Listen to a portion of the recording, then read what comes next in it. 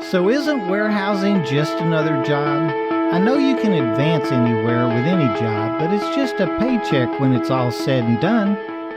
Hi, I'm Marty with Warehousing Operations as a Career. If you've listened to any of our episodes, you know we here at WAOC throw a little more passion into warehousing than that.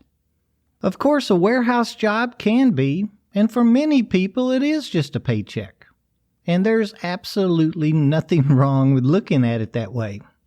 On our October 10th show, we looked into the new gig or app work available to us now. And on the 3rd, we spoke to the advantages of part-time warehouse positions. Both are really great avenues for us when we're looking for seasonal monies or supplemental income, or maybe our personal responsibilities will only allow us to work when we want or when we can.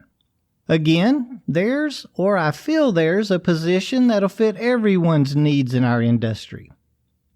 You know, I've mentioned many of my old-time friends in their positions before. Many of them have been selectors or forklift drivers for 15 or 20 years. I have a great friend that's been in warehouse sanitation for over 30 years now. They just never wanted more responsibility. They love their jobs, and I gotta say, they're all really good at what they do. So I'm gonna say yes. If we're looking at it that way, warehousing is just another job, and it's a paycheck when it's all said and done. You know, saying that just made me think about general labor positions. Well, not really GL tasks, more like general warehouse jobs. That's another thing about warehousing. It encompasses so many different industries and one-off tasks that there's literally something every one of us can do.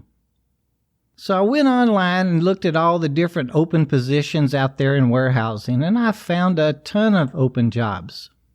Let's look at some good paycheck jobs real quick.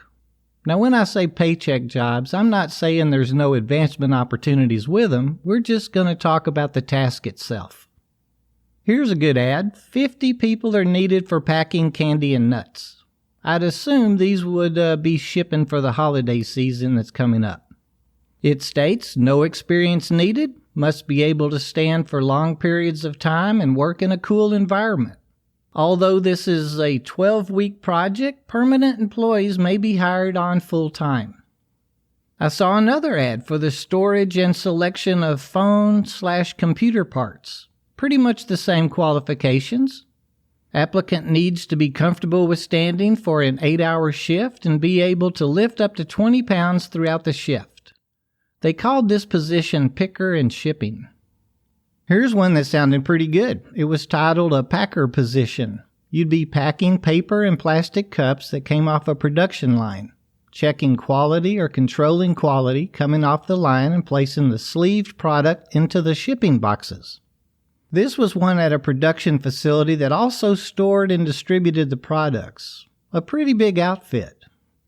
Personally, I think some of the best warehouse jobs are in our production and manufacturing arenas. Things like packers, sorters, and shipping. You know, like parcel lines and services. Warehouse sanitation, that's a great field. Forklift driving, especially with positions where you're hauling freight on the larger docks, can be another great long-term and career position. And I think any kind of machine operation is great, and those can be long-term as well. I know a lady that's been operating a pinto bean machine for many years. She's bagging 25 and 50-pound bags off of a production line. She loves her job. Building maintenance, there's another great choice. There's been a pallet jack mechanic here in Texas that's been with the same company for over 9 years. At that same building, there's a facilities guy that's been changing light bulbs and, the light building maintenance forever. I've known both of them several years now. They're great guys, and you'll never meet a happier employee. Assembly is another long-term position. Oh, and pallet sorting. I know of a pallet sorter out east that's been doing it for over 20 years. These are all great positions, careers if you will, that will provide us with great paychecks, and they'll take care of our families. Again, if a job and a paycheck is what we're after, warehousing can certainly provide that. And your distribution facilities have those positions available too. It's a little different, as in distribution, we interact with each other much more. I don't mean us as individuals really, but kind of as departments. Unloaders are working very closely with receivers who work really close with runners and forklift drivers, and they're attached to the inventory control, put away, and replenishment forks and order selectors. And those guys are bringing freight out to the loaders and transportation. None of our distribution tasks are really independent of the others. Now, with all that being said, any of those jobs can be long-term for us. I just find that human nature sometimes pushes us to think that the grass is greener over on the next pasture. For me anyway, although I always loved every position that I ever had, it seemed I always wanted to do what that next department was doing. I think forklift driving and sanitation positions are probably the best jobs to have as long-term jobs to keep, or at least in a distribution facility. Or those are the positions that I know the most people enjoying them in.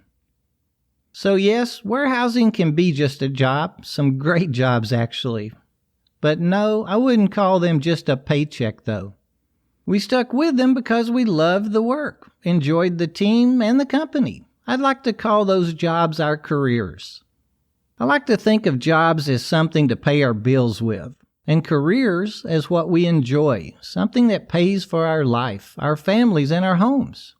I hope all that answers the question. Well, there's only 7 more weeks of 2019, ladies and gentlemen. Have we all accomplished what we wanted to? I'm right in line with all my personal goals for the year, and I'm doing pretty good with my professional ones too. I'm starting to believe I may wrap up the year just like I expected to.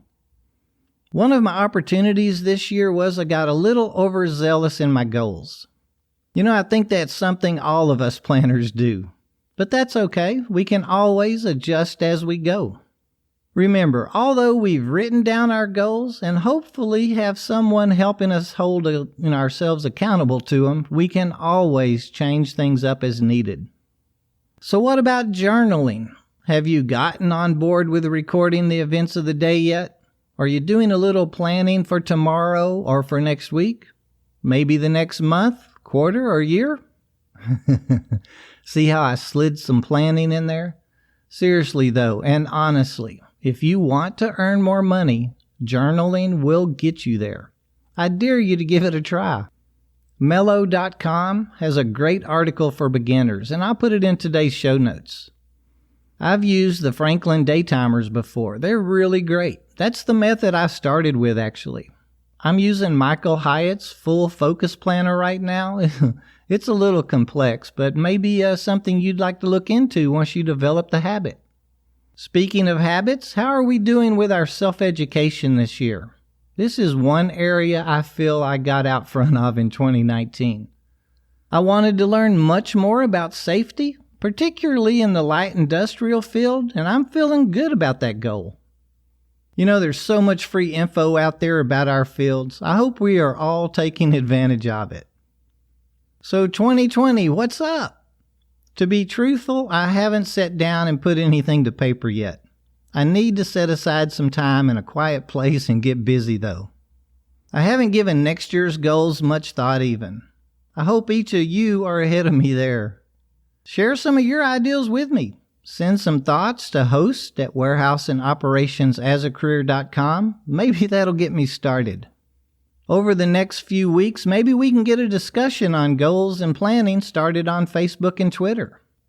If you haven't followed or liked us yet, use that little @ WHSEANDOPS and join in each week.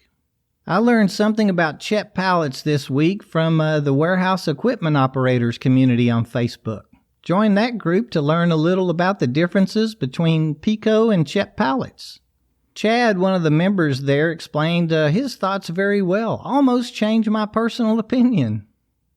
Well, I have a lot of bullet points written we just didn't get to today. I got sidetracked on planning and goals again. Well, I tell you what, we'll pick up next week where I left off. If you do have any thoughts on goals, seriously, send me an email. I'm always looking for some fresh thoughts. Maybe we can help each other out.